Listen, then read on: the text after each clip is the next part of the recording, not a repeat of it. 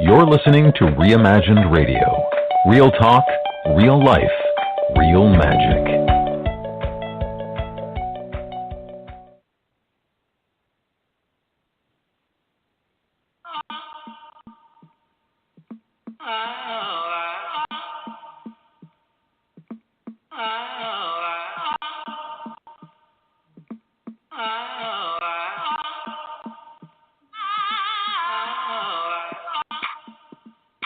Welcome to Love, Life, and Law of Attraction, the show that is all about helping you find the love you want in your life and loving the life you have right now. World-class experts, thought-provoking topics, and conversations and tools that are going to help you live the life you really want starting today. So pour yourself a cup of tea, have a seat, and get ready to join Love, Life, and Law of Attraction.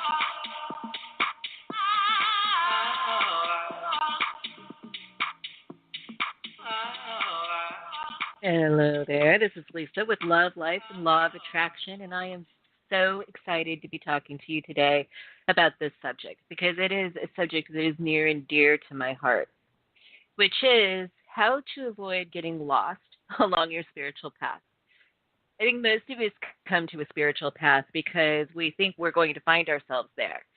And that's true. Like, that is a distinct possibility. That is the goal.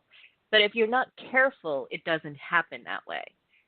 I recently wandered into my space where my altar is, where I do my meditation and my deliberate creation work, and I sat down and I realized I'm not drawn to that space.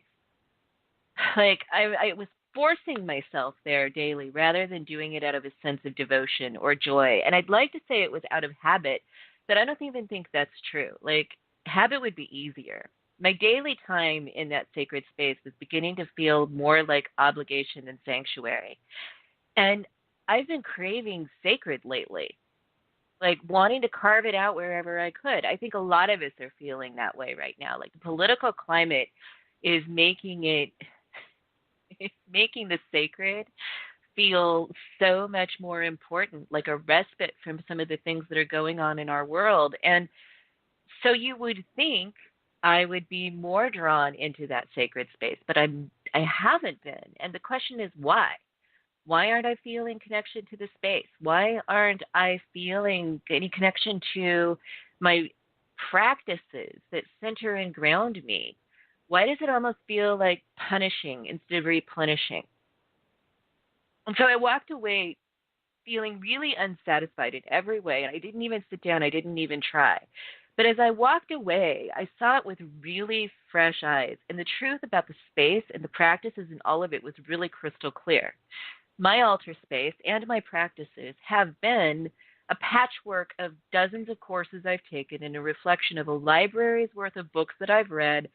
And it has trinkets and tokens from practices that I want to love that feel like hard work. It is a shrine to the wisdom of others. Beautiful to look at, but when I see it with my heart, I see everything and everyone there but myself. And I know I'm not alone. I've heard this from other people. I mean, I think it gets really easy in the spiritual personal development world to constantly be looking for that other course, that next process, that next teacher, the next guru. And they've all got something to say and there's something to add. And so much genius wisdom out there. But here's the thing. There's no cure for what's ailing me out there. There's no foundation for my peace out there. I can search for it out there anyway. I mean, I have it in me to think that there might be someone else that has a secret that I don't know when it comes to my own sacred journey. And I've outsourced the direction of most of my sacred spaces inside and outside to people who don't even know me. An altar that's a shrine, a sacred practice that's a shrine to the genius of someone else, with wisdom and practices that are not mine, is never going to feel connected. It becomes a symbol of disconnection rather than connection. It's in a desire to go deeper or look for that quick magical fix. It's easy to outsource that part of myself, the sacred part of myself. It's easy for me to lose myself. Now, I'm in a spiritually based personal development business. I'm a law of attraction coach. And I think a lot of people could transform their lives by taking a deeper dive into learning about spirituality, reading the books, buying the stuff, spending the time in the sphere of a teacher, being with a guru. Those things can be life transforming. However, the key is to find yourself in the teachings rather than trying to recreate yourself to be a knockoff of a master. When it comes to the depths of your soul, no one can be your guru but you. You are your own best guru. No one else can feel the stir of your heart. You aren't going to find your fire in the pages of a book. It's your life's work to examine the DNA of your soul and then figure out how to soothe it and grow it on your unique journey to your specific brand of enlightenment. So, here are 6 tips that I'm actually incorporating in my life right now for finding myself along my spiritual path that might actually help you find yourself along your spiritual path too. Number 1, look to your ancestors. Spiritual roots live in your DNA. I believe that in a very literal way. My ancestors live in me in ways that I will never fully comprehend. Their spiritual longings are alive in me always. Ancestral cultures lived their spiritual practices as a method of survival. Wherever your people are from, chances are very high that they were a living embodiment of people and their spiritual practices in a way that most modern cultures are very disconnected from. So explore your ancestry for clues to your sacred path that will inevitably feel familiar on some level. Maybe you'll have to modernize the practice. I think that that's probably likely, actually, but undoubtedly you will find something in your family history that will resonate. Number 2, look to the traditions of native cultures in the place you live. We live where we live for a reason. I think it's rarely accidental or incidental, as we might like to think it is. Land draws us back to echoes of lives we've lived before. Native cultures, in all of their diversity, can tell you a story of who you were before you were you. Co-opting and appropriation are a real thing. Being a tourist in a spiritual tradition that isn't yours by blood might be disrespectful if you can't honor what you don't understand. However, you might find an essence of something that feels truly sacred to you in a native culture of the place you live that really surprises you. You are where you are for a reason. Be curious and be willing to explore.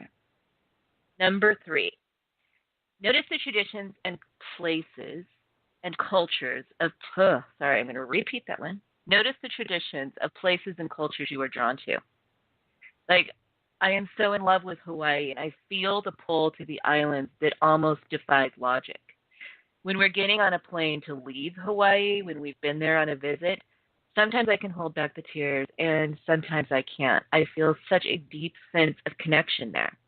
And yeah, I love myself some palm trees and some tranquil blue waters. However, if I'm deeply honest with myself, I have a profound love for the culture and the traditions of Pacific Islanders. And if you were to look at me in real life, I don't look like one. But the pull, that fire is still in me. Teachings of Tuna philosophy make more sense to me than almost any other, and that's born in sort of a Hawaiian tradition. A strong pull to the place that is not your home or your ancestral home might provide some clues to a spiritual path that has roots for you, even when it doesn't make sense at first glance. So pay attention to those clues. Number 4, look at your home and your spaces for signposts of the sacred. If you walked into my home, you'd inevitably guess that I'm Buddhist. There are Buddhas big and small everywhere. And while it's not exactly true, my connections to Buddhist traditions run deep in my spiritual practice. But if you were to get past the first checking out of my home, you would see other layers of my soul. There are bottles of concoctions and hidden boxes of incense everywhere, and I'm always dragging the natural world outside from outside into my home.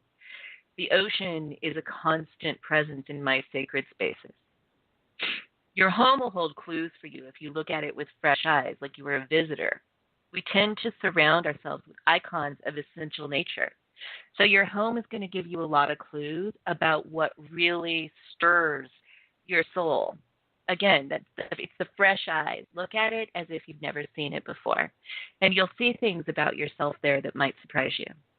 Number 5, take an inventory of the books you've actually read and put to use versus the books you bought and didn't touch or didn't finish. A lot of us have what I would call spiritual shiny object syndrome. We tend to jump from one new shiny thing to another new shiny thing because the proverbial spiritual grass is always greener in another book. However, you're going to stick with things that actually sing to your soul. You will make time to master the stuff that's in your heart or in your blood.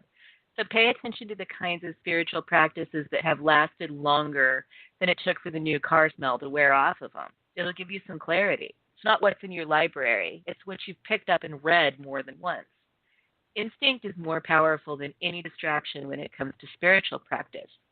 So instinctively, we're drawn to the things that work for us. Go back and look at all of the things you've bought and really take a closer look at the things that you joyfully and easily incorporated in your day-to-day spiritual practices. And number 6, make it yours.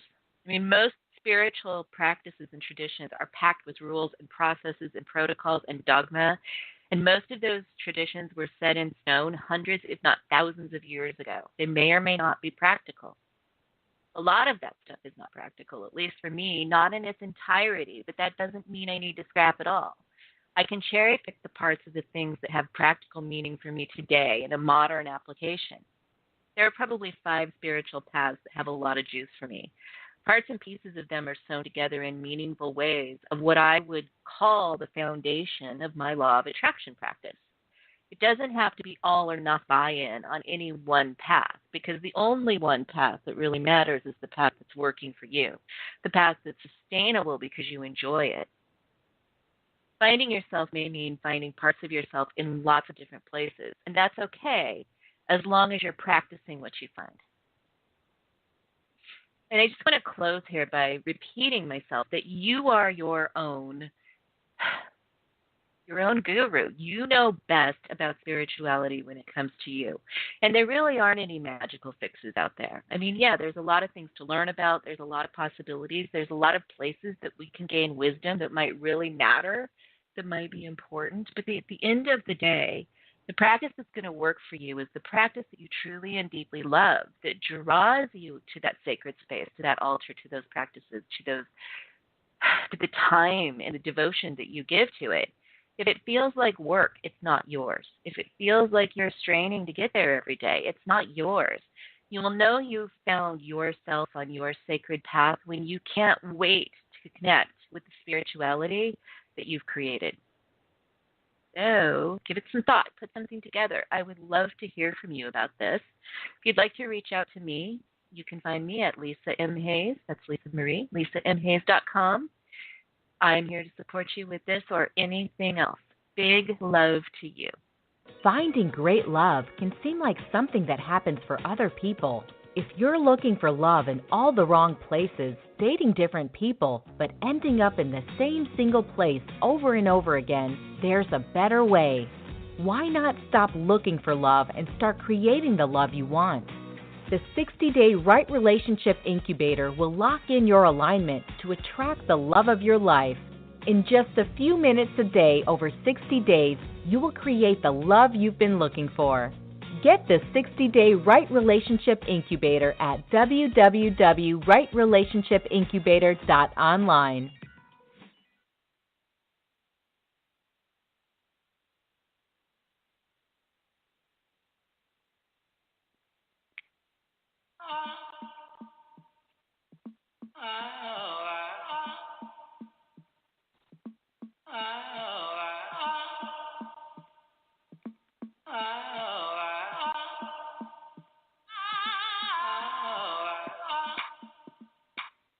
Thank you for joining us on Love, Life, and Law of Attraction.